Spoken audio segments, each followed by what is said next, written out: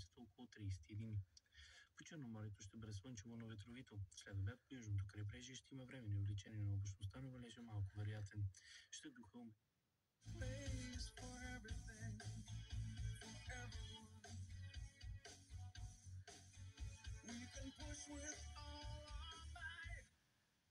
Suyu en son içer, buyurmuştur.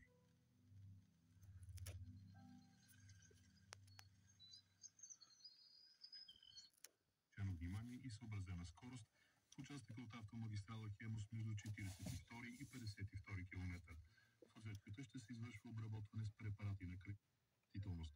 В 10 км трасе в област София поетапно в аварийната лента ще се разполага необходимата техника за извършване на дейностите, като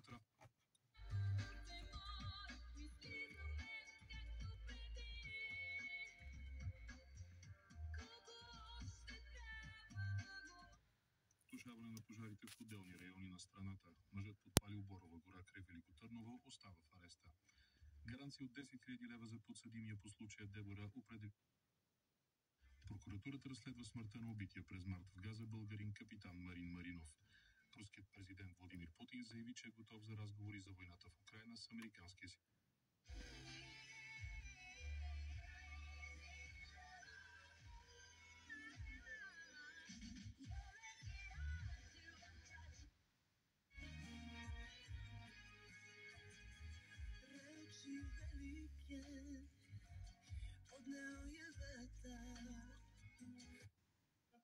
Така неформално бяха подкрепени от проруски сили и други формулирования, които някакси ги избутаха до болота.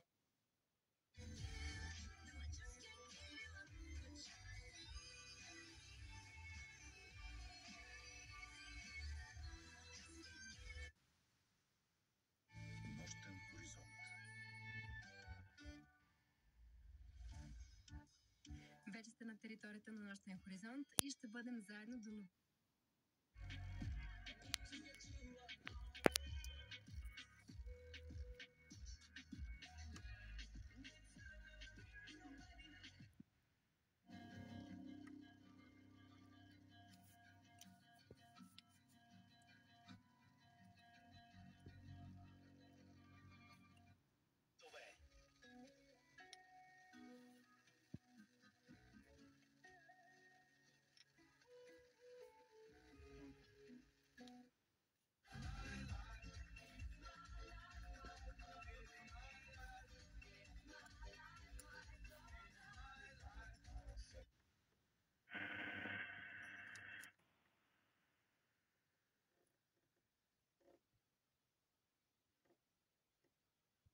против, значит,